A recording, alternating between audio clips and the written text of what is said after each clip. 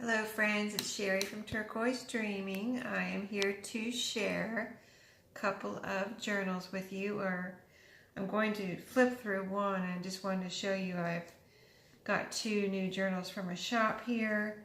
This one I will do in a separate video, but it came out really cute, so I will explain that one later in a separate video. This is the one we're going through today, or right now, and this is made from a Reader's Digest. I did use notebook rings to bind it because I wanted the person that gets it to be able to put new pages in and rearrange these pages if they want to. And I didn't do anything to the cover because when I saw this cover, when I saw this book in the store, it was so, I've never seen one like this before. It's got, if you can see, it's kind of like a snowy white background with holly, or it looks like holly, but then it has pine cones on it and cardinals. So pretty that I did not, and it, it has a real pretty side binding here, and so I didn't want to do anything to this cover to cover any of that beauty up. But really, really pretty book. And I just have never seen one like that before. So I want to make sure you can see good here. But trying a little bit of a new spot for my video. I have a new table in my craft room here. I talked about it in a separate video, tour of my craft room. And so I'm trying to see if I can do videos in here now that I have a nice table in here to do them on. But anyway, we'll flip through and I'll tell you about the pages. There's tons of pages in here. That's another reason I wanted to use the notebook ring, so I wouldn't be limited to the number of pages I could put in here.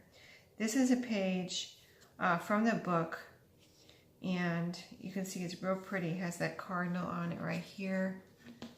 Let me make sure you can see that good. Really pretty.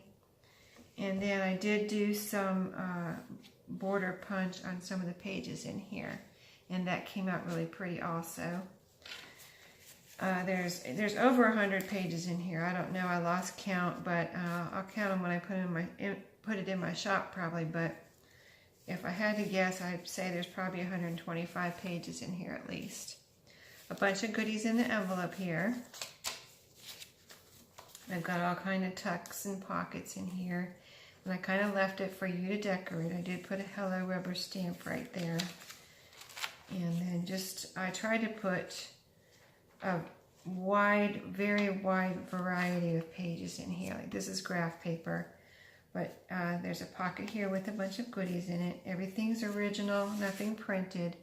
Here is a score sheet from, let's see, this is from a game.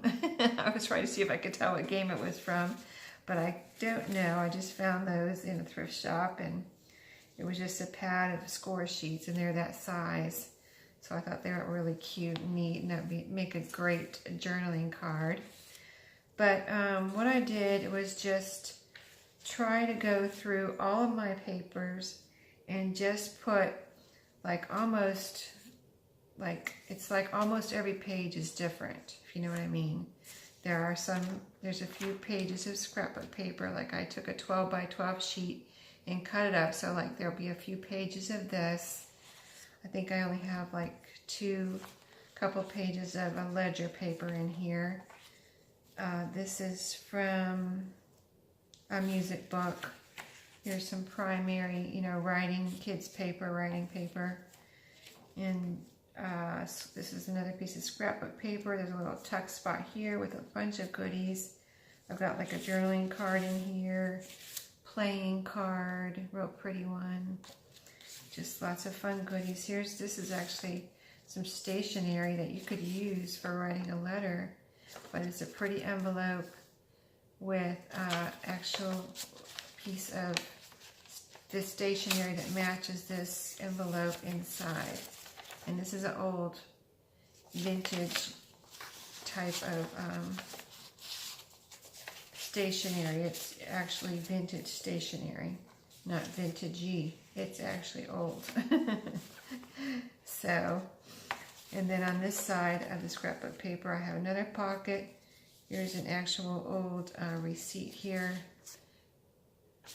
I don't know, let's see, that has a date on it, I think. Gosh, this person's handwriting is hard to read. It has 72, that's what it is. I think 1972 possibly. So that is old. And it's got the aging on it. I didn't do anything to age that, coffee dye or anything. That is the natural aging. So as you can see, this is a fold out here. That's from a budget book. There's some coffee dyed paper in here. This is a collage page. This is from a 70s memo pad that said it says frog pad on it. And the other piece of it is in here that has a frog on it. Here's some of that border punch on ledger paper. Here's some more goodies tucked up in this spot right here. I did put some tabs in here too. This is from a really old ledger that I got at a flea market. It says right here, you can see that 1909. That is special. That is special. I love stuff like that. Stationery. This is from another ledger. A little piece of a receipt. And then some other goodies in that tuck spot. And this lifts up here. This was one of the tags. I don't know if you saw it, or tabs. This is some pretty stationery here. And just some other kind of like, this is planner paper. Here I did the border on this pink paper. It came out really pretty. Here's a paper bag. I guess I have some goodies tucked in here. Another piece of that score sheet and another receipt. And then this is actually the binding from this book. I made a bookmark out of it and put it in this bag for you. So there's some other goodies in there. And I don't want this video too long, so I'm going to start flipping kind of fast here, and just, you can probably see what things are. Like that's graph paper, blue lined paper from this book. There are some pretty pages from this book throughout these two Reader's Digest books that I just showed you. This is Disney tissue paper. I thought it was so cool, and I made a page out of it. But it's actually Disney World tissue paper. Here's some really cute scrapbook paper. I did the border punch on there. And this, I have a paper clip. I guess I won't take it off. It looks like it's going to be difficult. Not difficult, but I just, I don't want to waste time. But this is a little tiny memo pad of coffee dyed paper. And I have it paper clipped on there with a cute little cone-shaped paper clip. This is from a coloring book. I didn't color this or anything. This is how it was in the coloring book, and I guess you're supposed to finish it. So that's cool. And I found these cards. I thought they were so cute. I put one in each of these Reader's Digest books, but it's so cute. It folds out, and I guess it's supposed to be for money or a gift card. But I put a tag in here, and I had made these Christmas gift tags. I put one in there for you to use. You can use it in your Christmas gifts if you want. And I put another one on the back here, tucked it in this little spot here. It's a little kind of a tuck spot, and it says Happy New Year on there. So just some fun little, I just wanted to fill this with pretty pages, of wide variety. This is from this book. Really cool pictures. Really cool old vintage pictures. These are both vintage books. But I wanted to fill these with fun and pretty and a wide variety of different pages. And they're all original, nothing printed. So this is from a garden book, just to show you the variety. Here's a little tuck spot up here. I have a puffy sticker. It's a tuck spot and a fold down. I put goodies in here that you could use to write on or decorate. You know, you can write on them and then glue them in here, or use washi tape. There's some pretty children's book pages in here. Just lots of fun, different stationery book pages from this book. This is a piece of, from an envelope, security envelope piece. And just, as you can see, lots of fun stuff. Piano book and music book. There's lots of music book paper. Here's another tab here. Right there. I thought this was so pretty. It's double-sided scrapbook paper. There's some white cardstock in here that I put in for the artist, in case an artist wanted to do some painting or some multimedia. I know I had a lady, customer that ordered a book for multimedia, and she just wanted all, white cardstock in it. So I thought I would put some in here so that an artist could use those. Of course, an artist can paint on anything she wants. You know, any of these papers that she wants to paint on, book pages, I think those would be fun to paint on. And do some type of, here's one of the cardstock now that we're talking about it right here. When you see these, that's why those are in here, for the artist person. Of course, you can write on them and put pictures on them or whatever you want to do if you're not an artist. Here's a coloring book page. Here is a pocket, and in here I've got this is a postcard I made out of a postcard I got in the mail. It was like a sale, advertising a sale, and I thought it was so pretty. I put that sticker on there that says Lazy Sunday, and I put lined paper on the back. That's a nice big card there. And this is folds out, so it's some stationery. Stationery with a pencil on it. That was fun, I thought. And lots of fun, different children's book pages. And then here's another tab coming up here. There's a calendar, pieces of a calendar in here. Map pages.